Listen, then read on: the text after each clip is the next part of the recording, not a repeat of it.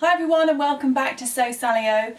Today I wanted to do a video all about Hugo's 12-month update. He recently turned 1 and I thought it was a really good time to tell you all about his routine and development, and also just to keep this as a bit of a diary for myself really to look back on. Getting through the first year for me anyway has been a massive achievement and it's a huge milestone, so it's a really good time to do this sort of video to remember what he was like and what he could do at what age. So he recently had his checks with the health visitor, which I think they do between 11 months and 13 months, something like that. And he is on the 92nd centile or percentile for height and weight. So he is nearly 2 stone, which is massive, I think. Both of my babies have been particularly huge, so I'm used to them being quite chunky. He was £9.3 when he was born, and he was 4 days early. I think I've got used to sort of picking him up and carrying him around and things, and used to his weight now. I think my body has slowly adapted to carrying this massive lump around, because he can't walk yet, so he's being carried everywhere, and he's still in his baby car seat. So that together with him is quite a handful to lug around every day. I'm not expecting him to walk until around 14-15 months, just because that's what Felicity did. And also so far he isn't really showing any signs of wanting to walk. He's a great crawler and he can stand up holding onto a fence or a gate or on the sofa, but he's not interested in walking or moving his feet at all. He's got, well, as of today, he's got 10 teeth. I think another one came through overnight, and bless him, whenever a new tooth comes out he always points to it, and he generally tells me where it hurts in his mouth. He's got the 4 top ones, 4 bottom ones in the middle, and then he's got 2 molars or premolars quite far back actually on one side, which came through quite early on actually, before sort of the incisors or whatever they are came through. So he's got quite a few more teeth than Felicity had at this age, I think. But they seem to be coming through quite thick and fast now. He's a really good eater. Both Hugo and Felicity are kind of on the same routine and eat the same things now, just to make my life easier, to be honest. So everybody has breakfast together. We generally all have Weetabix just because it's easy and it's healthy. So he has some sort of a cereal, Weetabix, baby porridge. There's Oatibix, which is kind of like Weetabix but oaty and porridgey and squidgio, and it soaks up loads of the milk. He has whole milk now, and he will then have some in a mama cup. I think it is, it's orange and it's got a little spout. Well, it's not a spout, it's like a squidgy straw thing. I'll try and link it down below. So yeah, this orange mama cup, so I just pass that to him. He has it slightly warmed and he will down that. He has, I don't know, 6 ounces or something like that. Basically I just fill up that cup, and then he has his cereal. For lunch he loves things like pasta, he loves sandwiches, I did French toast the other day with cinnamon and vanilla, which he loved. He loves any fruit, yogurt, cheeses, he will eat any meats. He loves a chicken or beef roast dinner, sort of mashed up or blended up, he loves that. Loves eggs as well. I have quite a lot of scrambled eggs or omelettes or whatever, and I will just throw loads in the pan and just give him some, and he loves eating that himself. But basically he'll eat whatever we're eating or whatever Felicity's eating, and a lot of it. He still has milk at bedtime. He's just recently started having it in the mama cup again, and he drinks his water out of that cup, not the same cup, but we've got lots of them. And they both have bedtime milk together downstairs now, and then they both come upstairs for a bath and bed. So in terms of the routine, generally he wakes, or it could be anything really, between say 7:20 a.m. and 7:45 a.m, something like that.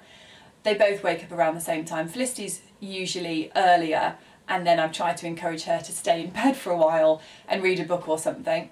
So we'll generally all get up around 7:30, get dressed for the day, go downstairs, and we will all have breakfast together at around 8 a.m. He will then generally have a morning nap of around 45 minutes to an hour, around 2 hours after he woke up. So annoyingly kind of falls in the middle of the morning activity because we always try and do something fun to wear them out. So he will sometimes have a nap in the car, or if it's something local, he will go back down for his morning nap at around, I don't know, 9:30, and then we will head out at around 10:15 or 10:30 and have an hour and a half of some fun activity for them both locally.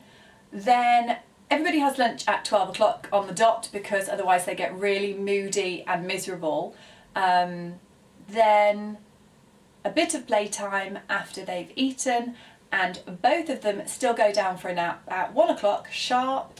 Again, they just start to get overtired by then. Felicity recently has cut down quite a lot because she is nearly 3.5. So now I'm still quite lucky to have her napping. So I want to drag it out for as long as possible because that's the only time of the day that I get some peace and to get jobs done and cleaning and things around the house.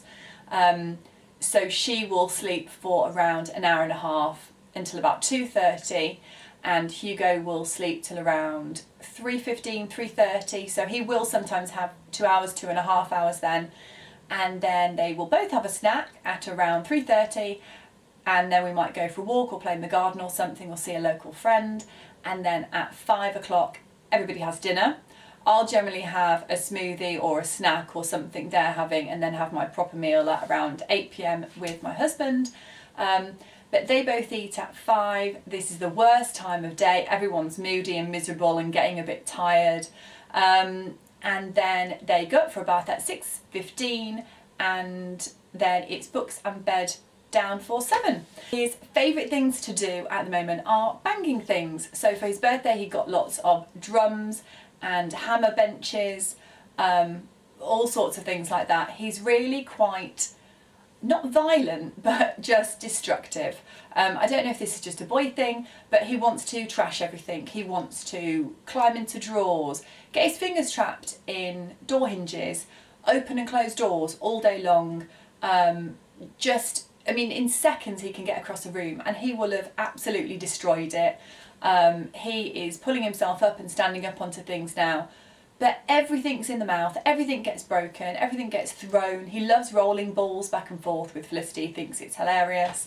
What else does he like doing? He does like sort of musical toys. He loves his xylophone, he loves hitting that all day long. He doesn't put everything in his mouth anymore, but he's quite good at concentrating on little things. But he loves all of the pretend foods and things in Felicity's kitchen.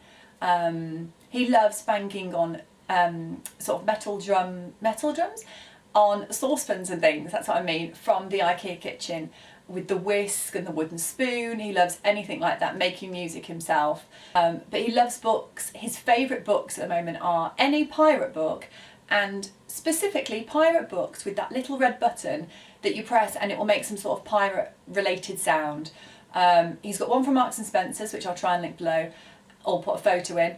And he's got another one that he's actually worn out and the sound doesn't play anymore. So generally he will go down at 7 p.m. He sleeps in a grow bag in his cot, and we put on Scout, which is a bit like Violet the dog. I think it's Fisher Price or something. And we will have 15 minutes of lullabies and we sort of walk around with him, and then we will put him down awake and he sucks his thumb and goes to sleep himself, and he will then sleep through the night.